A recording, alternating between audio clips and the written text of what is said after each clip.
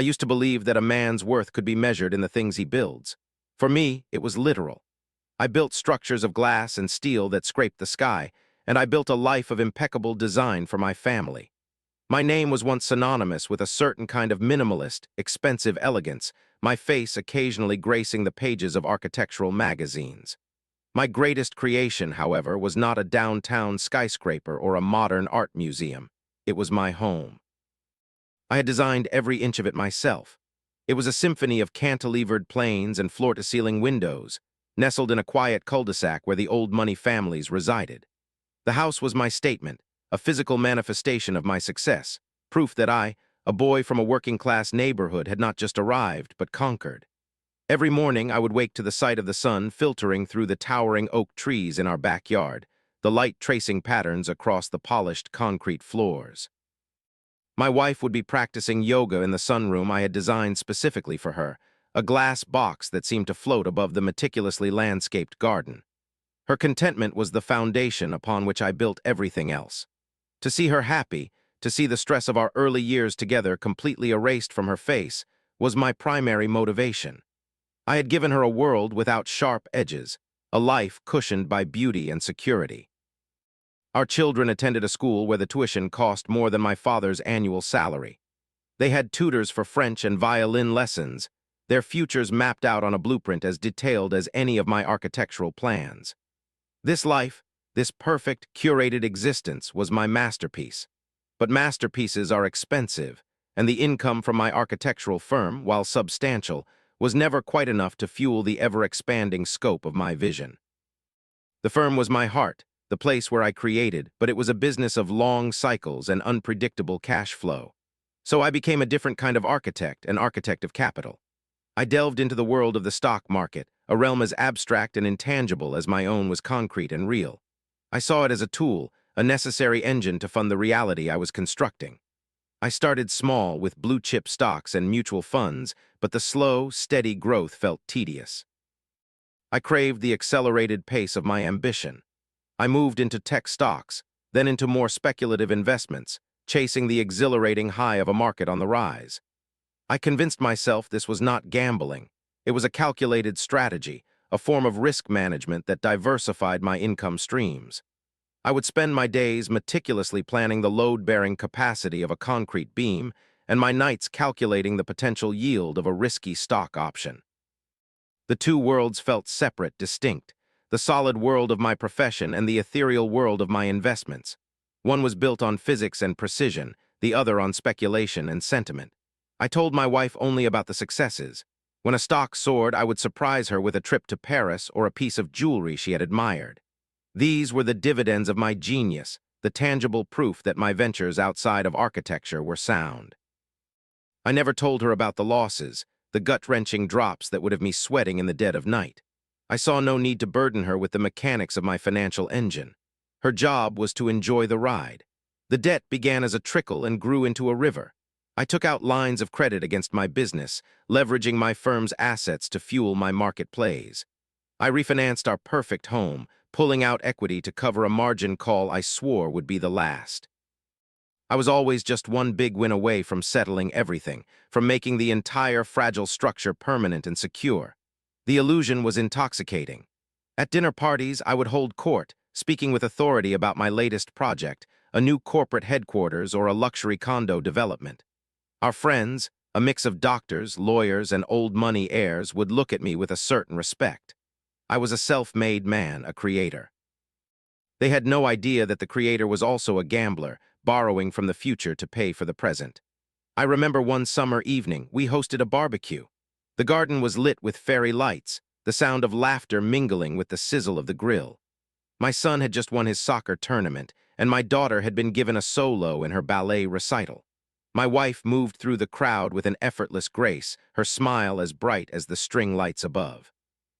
I stood back for a moment, a glass of expensive scotch in my hand, and watched them. This was it. This was the picture I had been trying to paint. It was perfect. And in that moment of perfect happiness, a cold knot of fear tightened in my stomach. Because I knew deep down that the canvas was borrowed, the paint was bought on credit, and the entire masterpiece was one stiff breeze away from falling off the wall. I pushed the thought away, taking a long sip of my drink. I told myself that architects understood structure, that I had built in redundancies, that my system could withstand the stress. I was wrong. I had designed a beautiful building with a faulty foundation, and I was the only one who knew it. The cracks were already beginning to form, and I was running out of ways to plaster over them. The first crack appeared not on a trading screen, but on a construction site. The Beaumont Tower, a 40-story office building that was supposed to be my crowning achievement, the project that would finally clear all my debts and solidify my legacy, became the epicenter of my ruin. An unforeseen geological issue, a pocket of unstable soil missed by every survey, brought the project to a grinding halt. The engineers were baffled, the clients were furious, and the word uninsurable became a death knell echoing in every meeting. The delays mounted, and the penalty clauses in the contract began to drain my firm's resources like a gaping wound. It was a crisis, but I told myself it was a manageable one. I had weathered storms before, but as I was fighting a war on the physical front, another, more insidious one was being waged in the digital realm. The stock market, my secret financial engine, began to sputter. A tech bubble I had ridden with arrogant confidence began to hiss and deflate. My speculative investments, my 10-baggers in the making, turned into anchors, dragging my portfolio into the abyss. The numbers on my screen, once a vibrant, life-affirming green, turned a uniform, terrifying red. I was trapped in a financial pincer movement. The collapsing project was draining my real-world capital, while the market crash was vaporizing my virtual wealth. The credit lines I had used as a safety net were now a hangman's noose. The bank, which had once courted me with offers of endless loans, now had a tone of cold, impersonal urgency. I entered a state of frantic, sleepless denial. I lived a double life. By day, I was the confident architect, assuring my clients and my team that we would find a solution for the Beaumont Tower. I projected an aura of calm authority, moving through my pristine office like the captain of a steady ship. By night, I was a desperate man, glued to my monitor, shuffling funds between accounts, trying to placate algorithms and margin calls. I sold winning stocks to cover the losses on my catastrophic failures, a classic gambler's mistake. I took out a high-interest personal loan from a lender I found online, the digital equivalent of a back-alley deal. Each action was another shovelful of dirt on my own grave. The stress began to manifest physically. I lost weight. A constant metallic taste of fear lingered in my mouth. I would lie in our beautiful, custom-made bed next to my sleeping wife and stare at the ceiling, my mind a relentless ticker tape of debt and loss. She would sometimes wake and ask if I was okay. I'd kiss her forehead and whisper that I was just stressed about work, a lie that felt more like a betrayal with each passing night. She deserved a partner, not a silent, terrified conspirator in a fraud she knew nothing about. She began to notice the small things. A credit card declined at a restaurant, which I laughed off as a technical glitch. The arrival of certified letters that I would intercept at the door and hide in my car. She suggested we book our annual trip to Italy, and I made excuses about my workload, unable to admit that we couldn't even afford the airfare. Her questions became more pointed, her brow furrowed with a suspicion I could no longer placate with easy reassurances. The carefully constructed world I had built for her was beginning to feel unreal, and she was smart enough to sense it. The end came on a Tuesday afternoon. It wasn't a dramatic confrontation. It was quiet and all the more devastating for it. I came home early, defeated after a brutal meeting with the Beaumont clients. I found her sitting at the kitchen island, the one I had designed with a single, perfect slab of Carrara marble. In front of her was a stack of papers. They were bank statements, loan agreements, and a final, bright red notice of foreclosure that I had hidden in a box of old blueprints in the garage. She must have been looking for something else. A photo album, a memory, and she had found my ruin instead. She didn't look up when I walked in. She just stared at the papers, her knuckles white as she gripped the edge of the marble countertop. The silence in the room was absolute, heavier than any concrete I had ever poured. I started to speak, to offer an explanation, a defense, a litany of the same lies I had been telling myself for years. But the words died in my throat. There was nothing to say. The evidence of my deception was laid out between us as cold and hard as the marble. When she finally looked at me, her eyes were not filled with tears or rage. They were empty. It was the look of someone staring at a complete stranger, a man she had shared a bed with, had children with, but had never truly known. "Who are you?" She whispered, and the question wasn't an accusation. It was a genuine, soul-shattering inquiry. She wasn't asking about the money. She was asking about the man, the lies, the secrets. She stood up, walked past me as if I wasn't there, and went upstairs. I heard the click of our bedroom door closing. I stood alone in my perfect kitchen in the heart of my greatest creation, and I understood that I had not just lost our money. I had lost her trust, her respect, our past, and our future. I was the architect of a beautiful, empty shell, and the wrecking ball was already swinging. The days that followed the discovery were a masterclass in quiet demolition. There was no shouting, no throwing of plates. Our magnificent house, designed for open-plan living and effortless communication, became a landscape of invisible walls and unspoken treaties. We were ghosts haunting the same space, our movements carefully choreographed to avoid contact. Children became the unwitting messengers, their small voices bridging the chasm of silence between us. "Mommy said dinner is ready. Daddy said he'll read you a story later." My wife communicated with me only through lawyers. The crisp, impersonal emails began to arrive, dissecting our life into assets and liabilities. The word divorce was never spoken between us.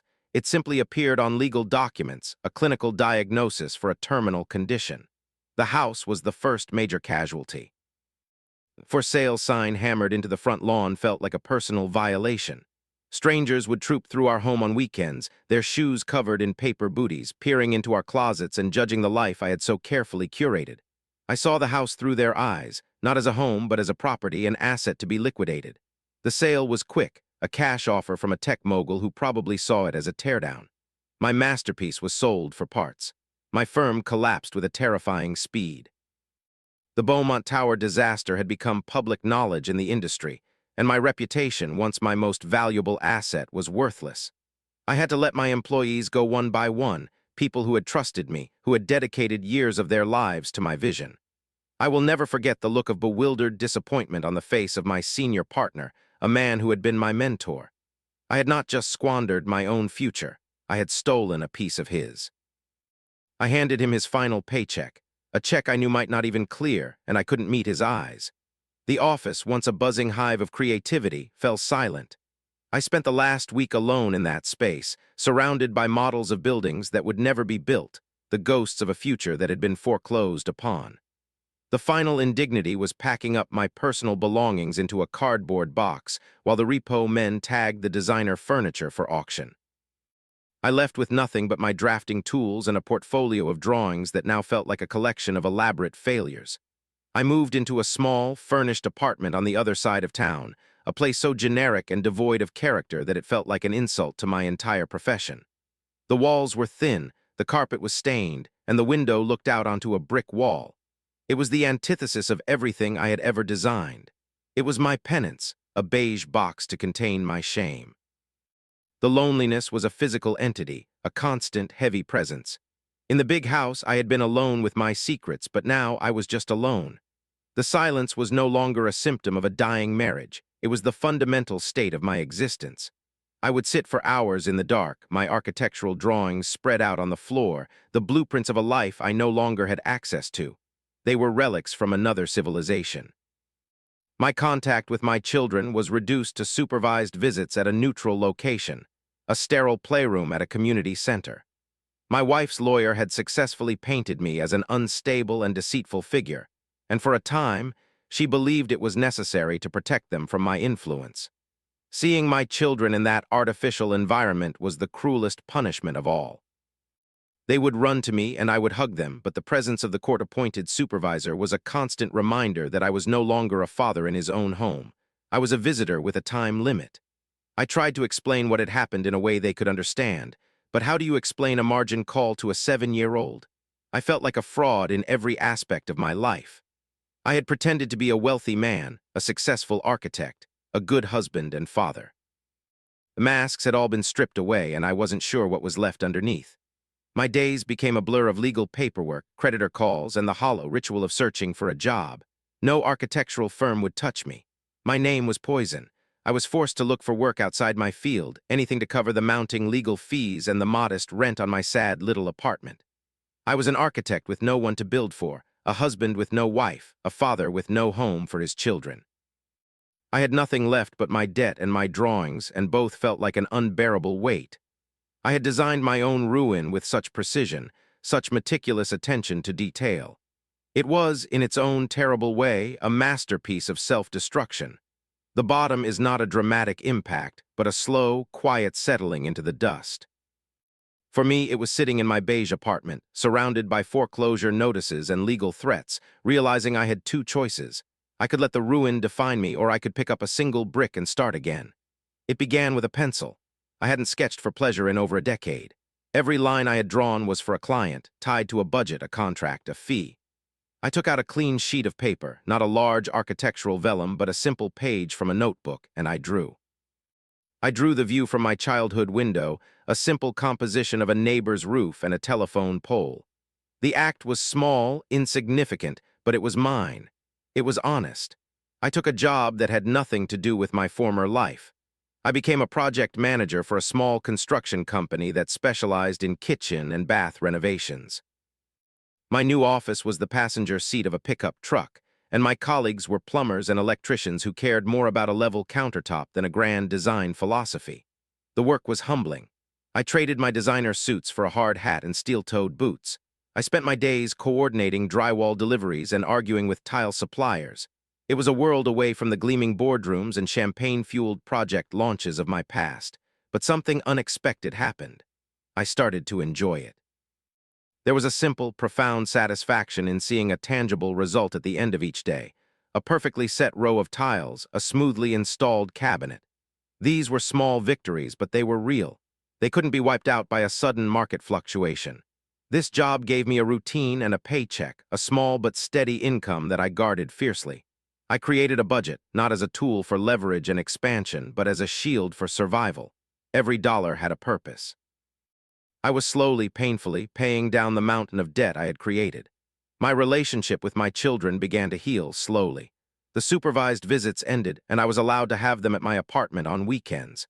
My tiny, characterless apartment became our space.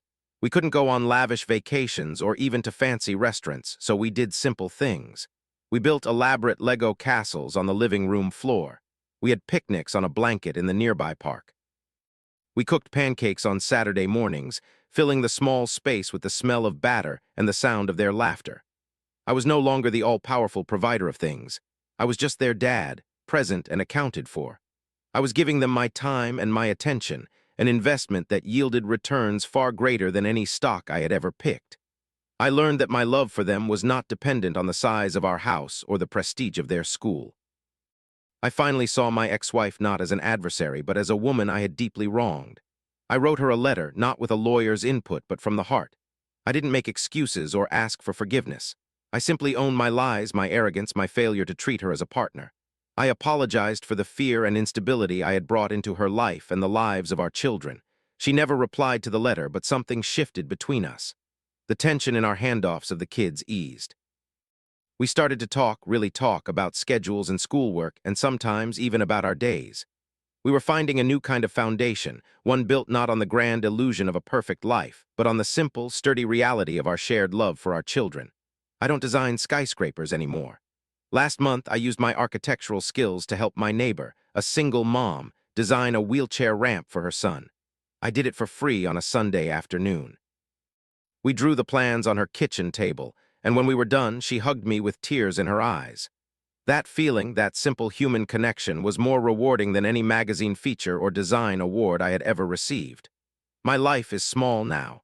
I have a simple job, a tiny apartment, and a budget that leaves little room for luxury. I am still paying for the mistakes of the architect I used to be. Sitting here tonight in my quiet apartment with my kids' drawings taped to the wall, I feel a sense of peace I never knew when I had it all. I lost my fortune, my career, and my marriage. But in the rubble of that self-made ruin, I found something I didn't even know I was looking for myself. The blueprints I draw now are for a much smaller, much humbler life. But for the first time, the foundation feels solid. Thanks for listening to this story. Now I want to hear your thoughts in the comments. Let's see how global our community is. Comment your country down below. Share this story to your friends and leave a like and subscribe for more episodes like this.